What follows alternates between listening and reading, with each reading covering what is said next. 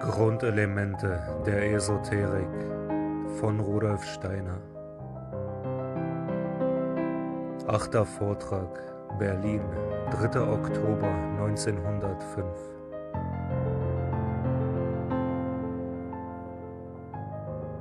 Die verschiedenen Reinkarnationen der menschlichen Individualität sind eine Art Hin- und Herpendeln, bis eine rhythmische Ruhe eingetreten ist und der höhere Teil des Menschen in dem Physischen einen passenden Ausdruck, ein geeignetes Werkzeug gefunden hat.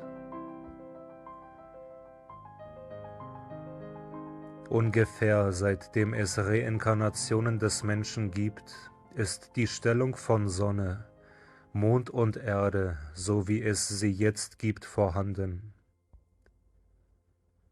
Wir müssen begreifen, dass der Mensch zu dem großen kosmischen Organismus dazugehört.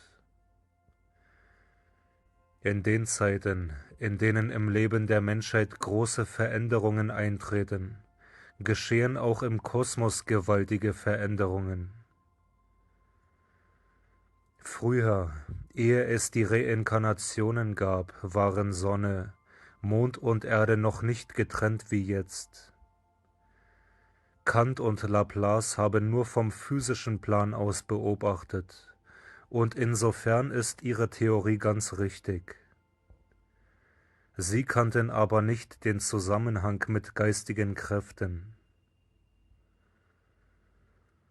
Als aus dem ursprünglichen Feuernebel Sonne, Mond und Erde als getrennte Körper entstanden, begann auch der Mensch sich zu inkarnieren. Wenn die Inkarnationen des Menschen wieder aufhören werden, wird auch die Sonne wieder mit der Erde verbunden sein. Im Großen wie im Einzelnen muss man diese Beziehungen des Menschen zum Universum berücksichtigen.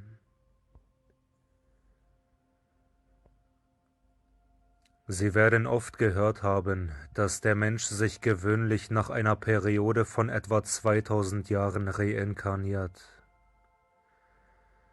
Man kann prüfen, wann etwa die Menschen, die gegenwärtig leben, früher inkarniert waren. In der Regel findet man die Seelen, die jetzt inkarniert sind, um 300 bis 400 nach Christi Geburt. Daneben finden sich andere, die zu verschiedenen Zeiten inkarniert waren, einige vorher, einige später. Doch gibt es einen anderen Weg, die Inkarnationen zu bestimmen, einen Weg, der sicherer zum Ziele führt. Man kann sagen, würden die Menschen, die heute sterben, in kurzer Zeit wiederkehren, so würden sie fast dieselben Verhältnisse antreffen wie jetzt. Aber es soll der Mensch möglichst viel auf der Erde lernen.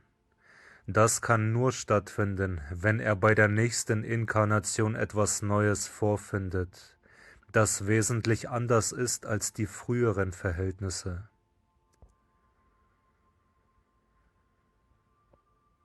Man versetze sich einmal zurück in die Zeit um 600 bis 800 vor Christus.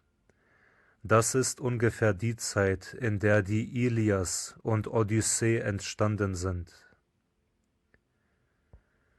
Bei den vorgeschrittenen Völkern der damaligen Zeit gab es ganz andere Lebensverhältnisse als jetzt. Man würde zum Beispiel erstaunt sein zu sehen, mit welchen komischen Instrumenten man aß. Damals lernten die Menschen auch noch nicht schreiben. Die großen Dichtungen wurden mündlich überliefert.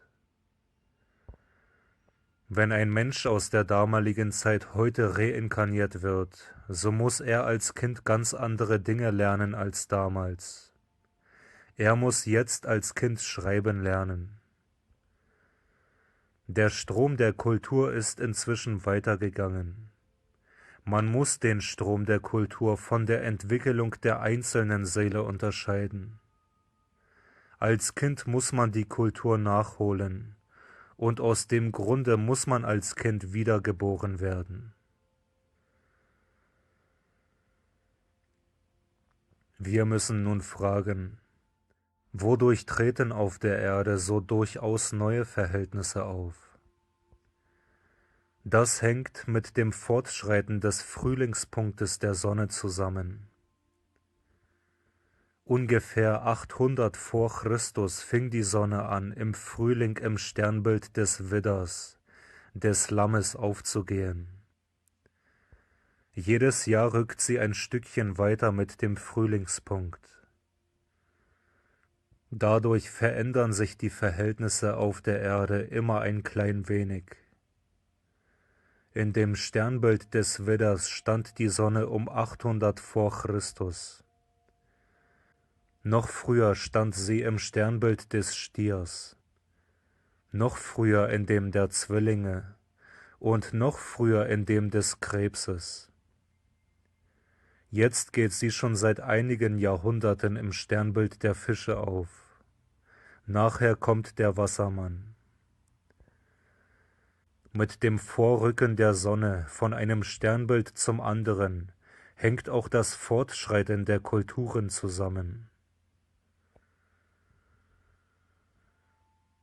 In der Zeit, als die Sonne im Sternbild des Krebses stand, erreichte die alte Vedenkultur der Inder, die Kultur der Rishis, ihren Höhepunkt. Die Rishis, diese noch halbgöttlichen Wesenheiten, unterrichteten die Menschen. Die atlantische Kultur war zugrunde gegangen. Ein neuer Einschlag kam. Dies nennt man im Okkultismus einen Wirbel. Darum setzt man auch für das Tierkreisbild, in dem in der damaligen Zeit die Sonne stand, das Zeichen des Krebses.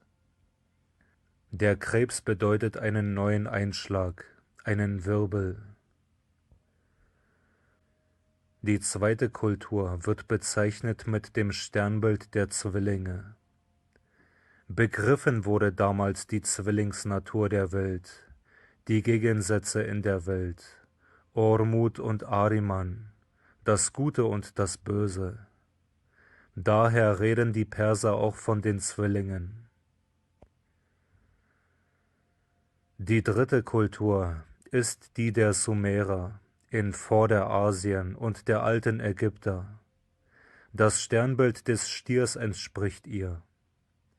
Daher wird in Asien der Stier verehrt und in Ägypten der Apis. Die sumerische Sprache war damals in Babylonien, Assyrien und so weiter die Sprache der Weisheit. Dann geriet der Stier in Dekadenz und es tauchte der Widder auf. Der erste Hinweis darauf ist die Sage vom goldenen Vlies. Die vierte Kultur ist die des Widders oder Lammes. Christus steht in dem Zeichen des Widders oder Lammes. Darum nennt er sich das Lamm Gottes. Als fünfte Kultur folgte die äußerlich materielle Kultur im Sternbild der Fische. Diese entwickelte sich hauptsächlich vom 12. Jahrhundert an und erreichte ihre Höhe um das Jahr 1800. Dies ist die Kultur der fünften Unterrasse der Gegenwart. Im Sternbild des Wassermanns wird in der Zukunft das neue Christentum verkündet werden.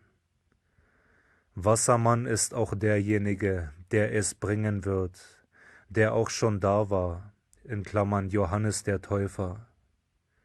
Er wird auch später Christus vorangehen, wenn die sechste, die spirituelle Unterrasse gegründet werden wird. Die theosophische Bewegung soll die Vorbereitung sein für jenen Zeitpunkt.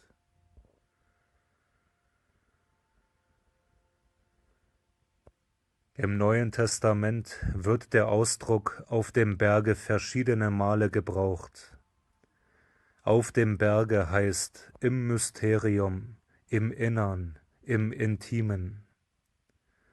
Auch die Bergpredigt ist nicht als eine Volkspredigt aufzufassen, sondern als eine Belehrung der Jünger im Intimen. Die Verklärung auf dem Berge hat man auch in diesem Sinne zu verstehen. Jesus ging mit den 3 Jüngern, Petrus, Jakobus und Johannes, auf den Berg. Da heißt es, die Jünger waren entrückt, da erschienen Moses und Elias neben Jesus. Für einen Moment waren Raum und Zeit ausgelöscht. Sie befanden sich mit ihrem Bewusstsein auf dem Mentalplan, die physisch nicht mehr da waren. Moses und Elias erschienen. Als wirkliche Erscheinungen hatten sie vor sich das Ich bin der Weg, die Wahrheit und das Leben. Der Weg ist gleich Elias, Moses ist gleich die Wahrheit, Christus ist gleich das Leben. Das erschien hier den Jüngern in wesenhafter Form. Jesus sagte auch einmal zu ihnen, Elias ist wieder erschienen, Johannes war Elias, man hat ihn nur nicht erkannt. Aber er sagte weiter, saget es niemandem, bis ich wieder erscheine. Das Christentum sollte durch 2 Jahrtausende hindurch nicht die Reinkarnation lehren. Nicht aus Willkür, sondern aus einem Erziehungsgrund sollten die Menschen 2 Jahrtausende lang nichts davon wissen. Im Johannesevangelium wird darauf hingedeutet durch das Wunder bei der Hochzeit von Kana, wo Wasser in Wein verwandelt wird. In den alten Mysterien wird nur Wasser verabreicht, in den christlichen Mysterien aber Wein. Denn bei der Priesterschaft sollte durch den Weingenuss das Wissen von der Reinkarnation ausgelöscht werden. Wer Wein genießt, kann zu keiner wahren Erkenntnis von Manas, Buddhi, Atma kommen. Er kann niemals die Reinkarnation begreifen. Unter dem Wiederkommen meint Christus das Wiedererscheinen in der 6. Unterrasse, wo er uns verkündet wird vom Wassermann. Die Theosophie führt tatsächlich das Testament des Christentums aus und arbeitet diesem Zeitpunkt vor. Jedes Mal, wenn die Sonne von einem Tierkreisbild in ein anderes vorrückt, gehen einschneidende Veränderungen in der Kultur vor sich. Dazwischen vergeht ein Zeitraum von ungefähr 2600 Jahren. Nehmen wir den Zeitpunkt, als die Sonne in das Zeichen des Widders oder Lammes eintrat, um 800 vor Christus und 1800 nach Christus, so sind es 2600 Jahre. Ungefähr um 1800 traten wir in das Zeichen der Fische ein. Damit kam die materielle Kultur auf die Höhe. Sie bereitete sich vor im Mittelalter. Jetzt hat sie begonnen, wieder abzufluten. Um das Jahr 4400 tritt die Menschheit in das Zeichen der spirituellen Kultur, des Wassermannes. Das bereitet sich aber auch schon früher vor.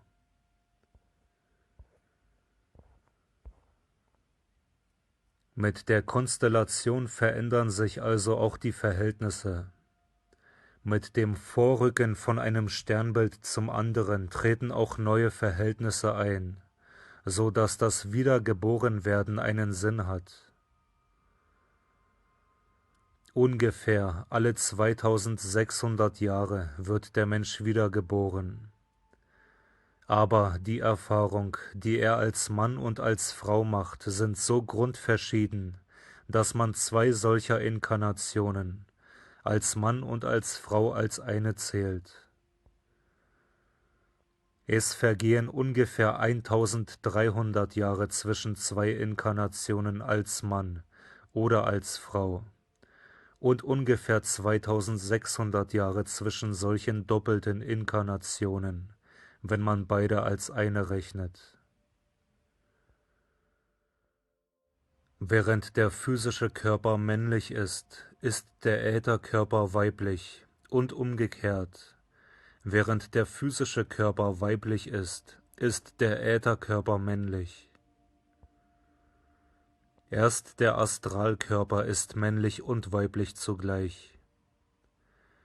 Der Mensch trägt das entgegengesetzte Geschlecht als Ätherkörper in sich. Also ist der Mann ätherisch weiblich, die Frau ist ätherisch männlich. Die physische Frau hat daher auch viele verborgene Männereigenschaften. Die physische Inkarnation ist nur exoterisch vorhanden. So macht der Mensch jedes Mal ein Sternbild durch als Mann und als Frau. Daher sagte der Meister auch zu Sinnett, dass der Mensch in einer Unterrasse ungefähr zweimal inkarniert wird. Okkult werden die beiden Inkarnationen als eine zusammengerechnet. Es muss eine Zeit kommen, in der die Frau sich tatsächlich der Manneskultur annähert. In der jetzigen Frauenbewegung ist die Vorbereitung zu einer ganz anderen späteren Frauenbewegung zu erkennen. Die Zweigeschlechtlichkeit wird in Zukunft einmal ganz überwunden werden. Dass die Reinkarnationslehre während etwa 2 Jahrtausenden ganz unterdrückt wurde, hatte einen besonderen Grund. Der Mensch sollte die Wichtigkeit des einen Lebens kennen und schätzen lernen. Jeder Sklave im alten Ägypten war noch überzeugt davon, dass er wiederkommen werde, dass er einmal Herrscher sein werde statt Sklave, dass er aber Karma abzutragen habe. Darum war ihm das eine Leben nicht so wichtig. Die Menschen sollten aber nun lernen, festen Boden unter den Füßen zu gewinnen. Darum sollte während einer Inkarnation die Reinkarnation unbekannt bleiben. Christus hat deshalb geradezu verboten, dass etwas von Reinkarnation gelehrt werden solle. Aber von 800 vor Christus bis ungefähr um 1800 nach Christus war der Zeitraum vergangen, da fast alle Menschen durch die eine Inkarnation hindurchgegangen waren, ohne von Reinkarnation etwas zu erfahren. Die großen Meister haben die Aufgabe, nicht immer gleich die ganze Wahrheit zu lehren, sondern nur das, was die Menschen brauchen. Das Nichtbewusstsein von der Reinkarnation kam in diesem Zeitraum poetisch zum Ausdruck in Dantes göttlicher Komödie. Innerhalb der Mönchsesoterik ist die Reinkarnation dagegen wohl noch gelegentlich gelehrt worden. Die Trappisten müssen durch eine Inkarnation hindurchschweigen, damit sie in der nächsten gute Redner würden. Sie werden mit Absicht auf diese Weise zu guten Rednern erzogen, denn die Kirche kann diese brauchen. Als der heilige Augustinus die Prädestinationslehre aufstellte, war er durchaus konsequent. Weil im Zeitalter des Materialismus nicht die Reinkarnationslehre gelehrt werden sollte, musste die augustinische Prädestinationslehre aufkommen. Nur auf diese Weise konnten die verschiedenen Verhältnisse unter den Menschen erklärt werden.